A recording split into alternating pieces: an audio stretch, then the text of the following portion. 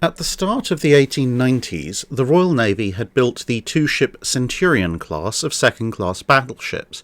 intended to be used as foreign station flagships, primarily to simply overwhelm armoured cruisers that most other nations used for such roles,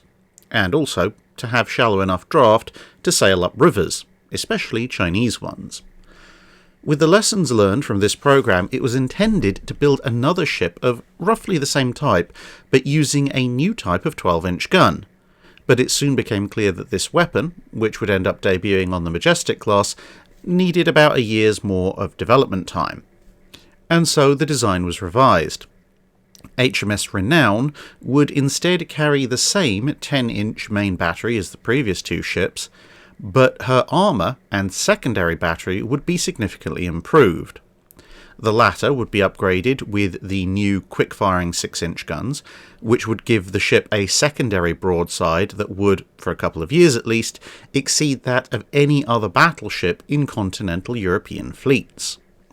The armour moved from a mix of compound and Harvey steel to purely face-hardened Harvey steel,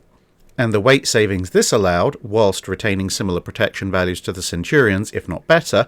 allowed for the main battery to have a fully enclosed armoured gunhouse atop the barbette. This was the beginning of what we would normally think of as a battleship's turret in the pre-dreadnought to dreadnought eras, albeit that balancing issues meant at first the backplate wasn't installed, but would be once these issues were resolved. Further, the secondary battery could now be fully protected in a series of armoured casemates, and the armoured deck could cover the whole of the citadel.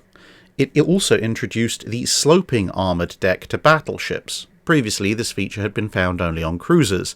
and when combined with the citadel belt armour, this formed the first turtleback armour scheme of the modern battleship era, a term that was used in contemporary newspapers and other publications fairly swiftly, and a scheme which would last for at least another couple of decades and longer in some navies. Her main battery thus consisted of 4 10-inch 40 caliber guns in a pair of twin turrets, one fore and one aft, with a secondary battery of 10 6-inch guns, 5 per side, with 3 positioned one deck below the main battery in slightly sponsoned casemates to give them a wide arc of broadside fire, with 2 on the same deck as the main battery at either end of the superstructure, each one with the ability to fire either broadside or directly ahead or behind. In between these upper guns sat the majority of the 12-pounder tertiary battery, which was then theoretically somewhat shielded from blast and shrapnel by the upper 6-inch gun casemates,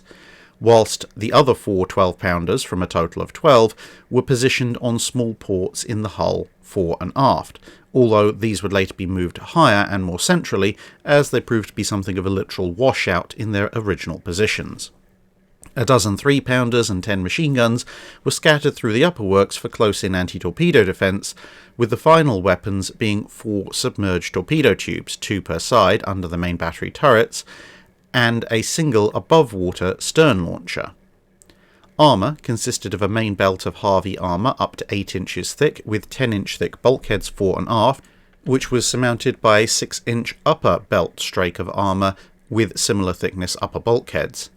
The barbettes were 10 inches thick, with the turrets themselves again having 6 inches of armour on the face, and the lower casemates had 6 inches of armour, the upper casemates 4 inches of armour, and the deck was 2 inches thick, with the slopes being 3 inches.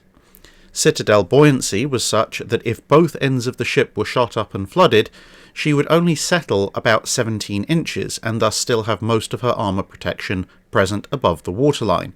albeit that if only the bow or stern was riddled, then that end would go somewhat deeper. 10,000 indicated horsepower drove a pair of screws via vertical triple expansion engines, which allowed the ship a top speed of 19 knots, which put her somewhere in the middle of the pack for speed amongst armoured cruisers and made her faster than practically any other contemporary battleship. Laid down in February 1893, launched in May 1895 and commissioned at the start of 1897, she entered service just in time for the 1897 Spithead Naval Review before taking aboard one Captain Fisher,